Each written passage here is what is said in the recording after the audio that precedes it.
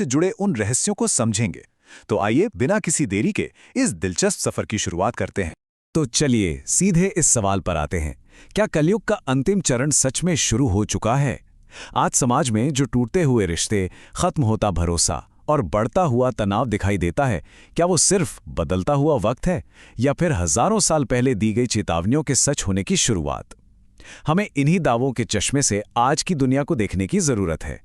देखिए, सोर्थ इस बात पर जोर देता है कि आज के पतन के लक्षण सीधे तौर पर हमारे पर्यावरण और समाज से जुड़े हैं। जरा सोचिए, एक तरफ तो हम डिजिटल दुनिया में हजारों लोगों से कनेक्टेड हैं, लेकिन असल जिंदगी में एक बड़ा वर्ग अकेलेपन से जूझ रहा है। इसके अलावा नदियों का सूखना और हवा का जहरीला होना, ये सब सोर्स के मुताबिक कोई इत्तेफाक नहीं है, बल्कि एक कमजोर पड़ते नैतिक ढांचे और बड़े बदलाव की निशानी है। इस बात को और गहराई से समझने के लिए महर्षि वेद व्यास जी के श्रीमद् भागवत पुराण के 12वें स्कंद का जिक्र किया गया है। इसमें स्पष्ट बताया गया है कि कलयुग के अंत में मानवीय संवेदनाएं इतनी कम हो जाएंगी कि सही और गलत का फैसला लोग सिर्फ अपनी सुविधा के हिसाब से करेंगे। सोर्स के मुताबिक किसी इंसान के भीतर से इंसानियत का पूरी तरह खत्म हो जाना ही असल में कलयुग के अंत का सबसे बड़ा संकेत है। तो अब सबसे बड़ा सवाल ये आता है कि जब ये पतन अपने चरम सीमा पर होगा, तब क्या होगा? ग्रंथों के हवाले से बताया गया है कि तब कल्कि अवतार का जन्म होगा। ये अंतिम ईश्वरीय अवतार उत्तर प्रदेश के संभल में विष्णु यश नाम के एक ब्राह्मण के घर जन्म लेगा।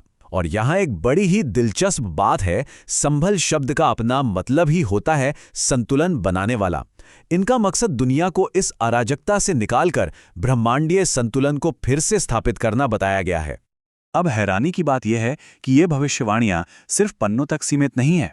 कुछ खास मंदिरों को एक तरह की फिजिकल काउंटडाउन घड़ी के रूप में देखा जाता है। जैसे जयपुर के कल्कि मंदिर में भगवान के सफेद घोड़े देवदत्त की मूर्ति के पैर पर एक घाव है।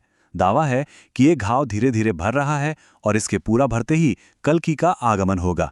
वहीं खजुराहो के मतंगेश्वर मंदिर का शिवलिंग हर शरद पूर्णिमा को नीचे की ओर बढ़ता है। मान्यता है कि जिस दिन ये पाताल में मौजूद एक जादुई मणि को छुएगा, प्रलय की शुरुआत हो जाएगी। चलिए अब एक और दिलचस्प कहानी की तरफ बढ़ते हैं और देखते हैं कि ये सब आपस में कैसे जुड़ता है। महाराष्ट्र के केदारेश्वर गुफा मंदिर का रहस्य। यहाँ एक शिवलिंग हमेशा पानी से घिरा रहता है और गुफा की छत मूल रूप से 4 खम्भों पर टिकी थी। ये खम्भे 4 अलग अलग युगों के प्रतीक माने जाते हैं। सतयुग, त्रेता और द्वापर युग के बीतने के साथ ही उनके खंभे गिर चुके हैं। आज सिर्फ एक आखिरी खंभा बचा है और लोक मान्यता बड़ी साफ चेतावनी देती है कि जिस दिन ये आखिरी खंभा टूटेगा, उसी दिन कलयुग का अंत हो जाएगा। बिल्कुल ऐसा ही एक और संकेत उत्तराखंड के जोशीमठ से भी जोड़ा जाता है। सदियों पहले आदि शंकराचार्य की गई भविष्यवाणी आज की घटनाओं से काफी मेल खाती बताई जा रही है। वहां स्थित भगवान नरसिंह की मूर्ति का एक हाथ धीरे धीरे पतला हो रहा है, एकदम एक बाल के बराबर।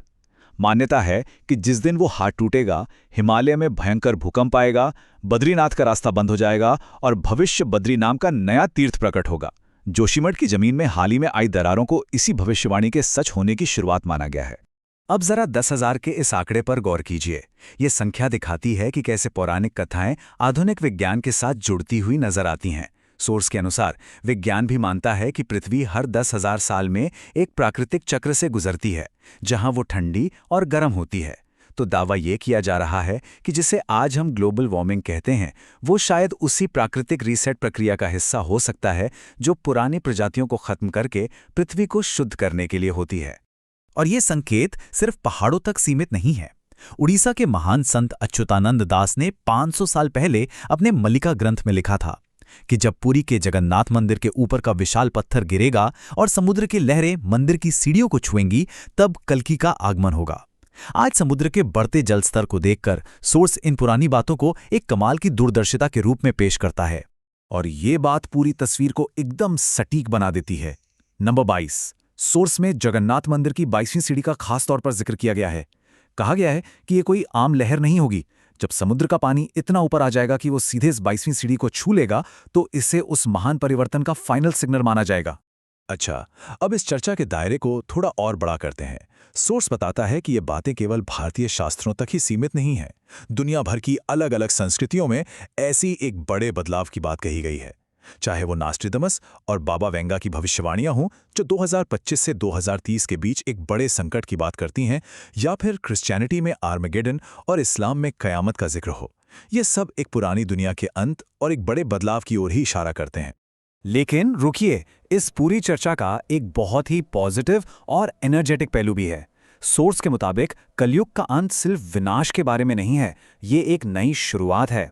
एक तरफ जहां कलयुग में पतन अपने चरम पर है, वहीं सतयुग को पूरी तरह से शुद्धिकरण और प्रकृति के साथ तालमेल का काल बताया गया है।